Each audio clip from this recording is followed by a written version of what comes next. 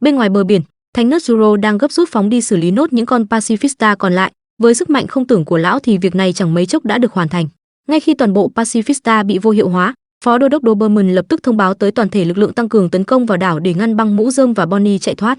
Thánh nớt Zuro vừa chạy vừa lẩm bẩm chửi Vegapunk vì lão tiến sĩ đã trao thứ sức mạnh đủ để hủy diệt một quốc gia vào tay một đứa nhóc. Và đứa nhóc đó cũng chính là mục tiêu tiếp theo mà lão quái vật nhắm tới. Ở chỗ Oimo và Cassie, cả hai đang gấp rút trở lại thuyền sau khi cảm nhận được sự hiện diện của vài gã máu mặt.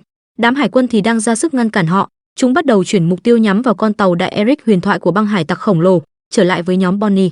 Sau khi gáy vài câu thì tên phó đô đốc đầu khắc lao lên mở màn cuộc chiến. Đối thủ của hắn là Frankie, thoạt nhìn thì cứ tưởng kèo cân nhưng mà không. Chỉ với đúng một đấm duy nhất là Frankie đã cho tên phó đô đốc nằm đo đất. Diễn biến tương tự cũng xảy ra ở kèo đấu tiếp theo giữa Bonnie và tên phó đô đốc tóc vàng. Cô bé dễ dàng thi triển năng lực để biến tên này thành một thằng nhóc vô hại. Tiếp đó Bonnie sút trẻ mõm hắn vì cái tội dám gọi cha mình là vũ khí. Tên phó đô đốc còn lại chạy ra bên bạn thì từ bên trên, Atlas phóng như tên lửa lao xuống rồi thổi bay hắn bằng cú đấm siêu chất lượng. Dù khởi đầu rất thuận lợi nhưng cả ba đều hiểu rằng vấn đề lớn nhất chính là thời gian. Họ bảo nhau nhanh chóng đánh bại hoàn toàn mấy tên phó đô đốc để còn ra khơi. Bên trên là Bofas, con nhỏ George vì quá sợ hãi mà kêu nổi lằng nước lên. Nó ồn ào đến mức Thánh Mars nhức hết cả đầu cả óc phải bảo im mồm. Tiếp đó lão ta sử dụng năng lực bí ẩn để phá còng tay cho George. Vì cùng là Vegapunk nên Thánh Mars tin rằng George biết căn phòng đang phát sóng ở đâu. Lão ngậm George vào miệng rồi đưa con ả rời đi. Lúc này đoạn ghi hình của tiến sĩ Vegapunk vẫn đang được phát. Thời gian còn lại là 4 phút. Rất nhanh chóng George cùng với Thánh Mars đã tìm tới được căn phòng trong đoạn ghi hình. Chẳng cần biết hậu quả thế nào, Thánh Mars lập tức vận sức sau đó tung đòn hủy diệt căn phòng với hy vọng sẽ ngắt được thông điệp của Vegapunk. Thấy lão ta quá hấp tấp nên George phải ngăn lại ngay. Cô giải thích cho lão già biết làm vậy cũng chẳng giải quyết được gì, bởi vì Stella nhất định sẽ giấu con sen truyền tin ở chỗ khác. Thánh Mars cho rằng cứ san phẳng cái tầng thí nghiệm này là xong. George phản đối ý kiến đó vì tầng 2 tháp B là khu vực sản xuất vũ khí, còn tầng 1 là nhà máy năng lượng, tầng 3 tòa C tất cả các ống trụ khí ga áp suất cao đều đã được lấp đầy. Nếu nó mà nổ thì cả tầng thí nghiệm cũng nổ và băng Records cũng sẽ theo đó mà bốc hơi. Nghe cũng có lý nên Thánh Mars đành phải nhẫn lại mà đợi George tìm ra cách.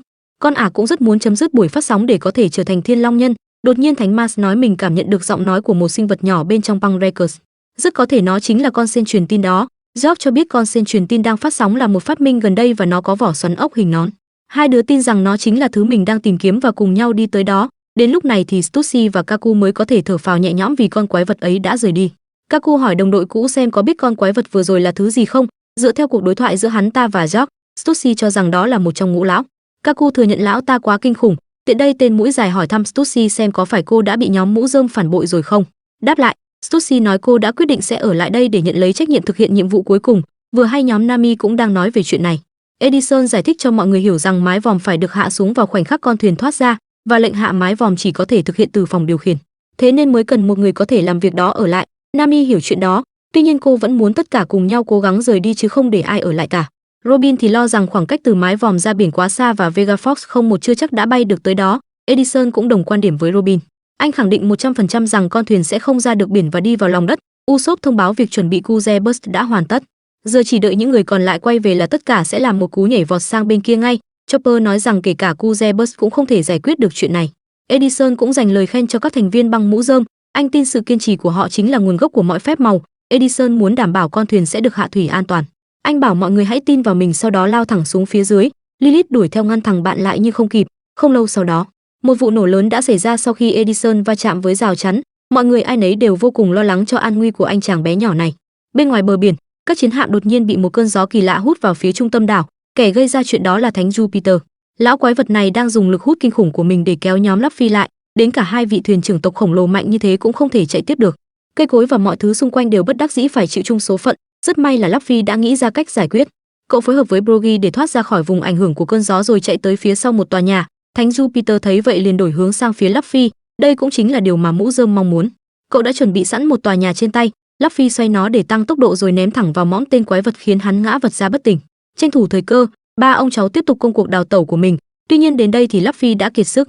Cậu hóa thành lão già khọm làm hai vị thuyền trưởng vô cùng lo lắng. Luffy nói cho họ biết mình bị như này là do thiếu thức ăn. Vừa hay Brogy có mang theo một thứ gọi là Haka, ông đưa nó cho Luffy ăn thử. Brogy nói nó là thịt cá mập thối. Dù mùi có hơi tởm nhưng nếu ăn quen là sẽ nghiện, và vì miếng thịt cá mập đó rất giàu năng lượng nên Luffy đã ngay lập tức trở lại bình thường để tiếp tục hành trình chạy trốn. Lúc này thì lão lợn rừng Wakiri đã đuổi tới nơi. Lão ta chạy nhanh như gắn tên lửa vào đít và sắp dẫm bẹp ba ông cháu. Để ngăn cản tên quái vật này, Luffy nhảy lên cao rồi dùng chiêu gear thất hóa khổng lồ cánh tay của mình. Tiếp đó mũ rơm tung ra cú đấm Red Rock rực cháy nhắm thẳng vào cái thủ lợn của Valkyrie.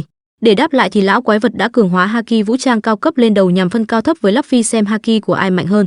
Cuộc đua kết thúc rất chóng vánh khi mà Luffy phải ôm cánh tay sưng to đùng rồi kêu nổi lằng nước lên vì quá đau. Trong khi đó lão lợn Valkyrie thì vẫn bình thản như không có gì, chuyển tới tầng thí nghiệm.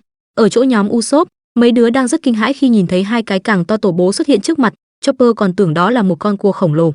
Bên phía bờ đông bắc, sau ít phút chiến đấu thì nhóm Bonnie đã thành công hạ gục 3 tên phó đô đốc. Họ bảo nhau trở về tàu thì bất ngờ một người khổng lồ bị bóng đen chém gục, kẻ đó không ai khác ngoài Thánh Nerd Zoro. Dù chưa gặp lão ta bao giờ nhưng nhóm Bonnie đều cảm nhận được sức mạnh đáng sợ của lão. Bên trong băng Records, lúc này chỉ còn 1 phút nữa là thông điệp của Vegapunk sẽ được công bố.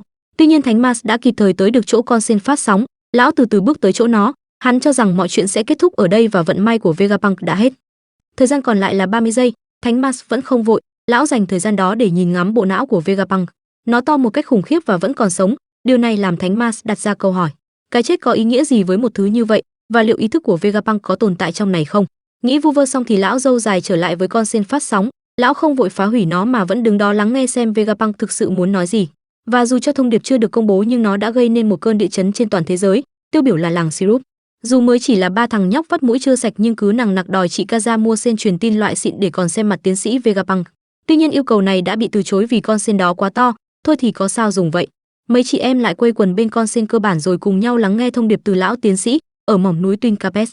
Hai ông cháu Crocus và Labun cũng đang rất chăm chú lắng nghe bài phát sóng của Vegapunk. Tương tự là đám lính hải quân bên ngoài bờ biển Egghead, chúng đang theo sát nhất cử nhất động của lão tiến sĩ.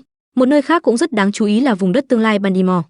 Nơi này chính là quê hương của Vegapunk và cũng là nơi Franky phát triển bản thân trong 2 năm time skip. Theo lời người dân ở đây thì trong quãng thời gian đó, Franky đã gây ra một sự việc được gọi với cái tên cơn ác mộng ở Bandimore, ở vương quốc Buddy, hay đảo hải tặc Hachinosu và các vùng đất khác. Tất cả mọi người dù là thổ dân, hải tặc, hai người thường thì cũng đang dồn hết sự chú ý vào những lời phát biểu sắp tới của tiến sĩ Vegapunk. Tất nhiên là Thánh Mars sẽ không để chuyện đó xảy ra, lão dẫm nát con sen truyền tin để phá hủy buổi phát sóng. Tuy nhiên bất ngờ đã xảy ra khi mà thông điệp vẫn diễn ra như thường. Thánh Mars biết mình đã bị chơi một vố. Lão chuyển sang dạng quái thú rồi bay đi tìm cách phá hủy buổi phát sóng, thế nhưng băng Records quá rộng lớn, đến cả Thánh Mars cũng không thể tìm nổi con sen truyền tin đó ở đâu, đã vậy lại còn bị mấy lão quái vật kia thúc giục. Sau một lúc thì Thánh Mars buộc phải thừa nhận không thể xử lý được, lão nói rằng tất cả đã bị Vegapunk qua mặt. Hiện tại không có cách nào để dừng phát sóng được, cũng không thể nào xác định được Vegapunk biết được đến đâu và muốn tuyên bố điều gì. Theo lời của Jock thì Vegapunk muốn tiếp tục lý tưởng của các học giả Ohara. Tuy nhiên lần này sẽ không giống với câu chuyện của Clover, Vegapunk dự định sẽ kết thúc những gì mà Ohara khởi xướng. Cả 4 lão quái vật chết đứng người khi nghe điều đó, bọn chúng càng hoảng sợ hơn khi mà tiến sĩ Vegapunk đã chính thức tuyên bố bắt đầu thông điệp của mình. Người dân trên toàn thế giới vô cùng phấn khích vì điều này, Sanji thì không được như vậy. Anh đang vác theo lão tiến sĩ chạy tới chỗ nhóm Bonnie thì hốt hoảng nhận ra có thứ quái vật đang muốn làm hại cô em gái. Kẻ đó chính là Thánh Nerd Zoro, lão ta muốn xử Bonnie ngay tại đây để cướp lại quyền điều khiển Pacifista. Franky không ngần ngại mà lao ra chắn cho Bonnie.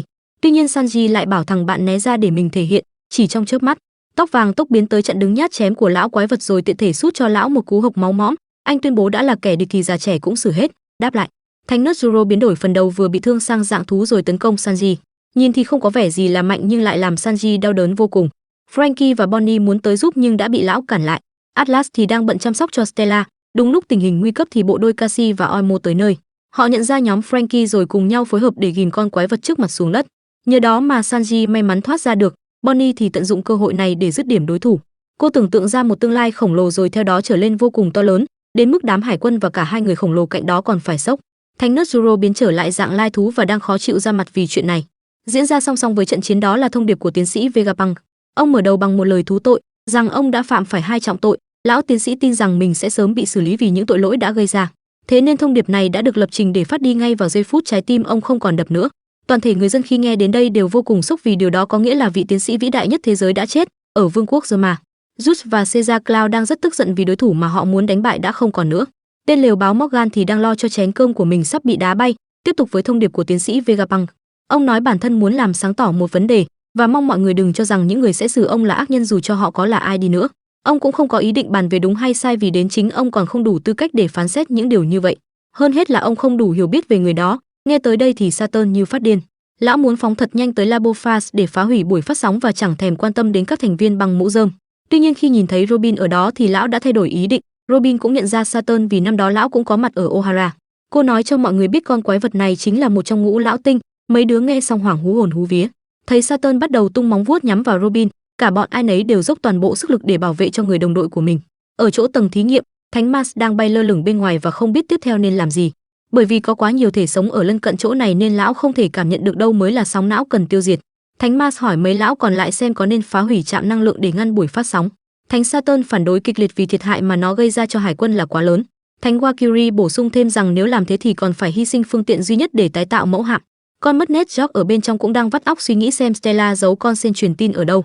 Trở lại với thông điệp của Vegapunk, ông không chắc mọi người có thể chấp nhận những gì sắp được nghe thấy.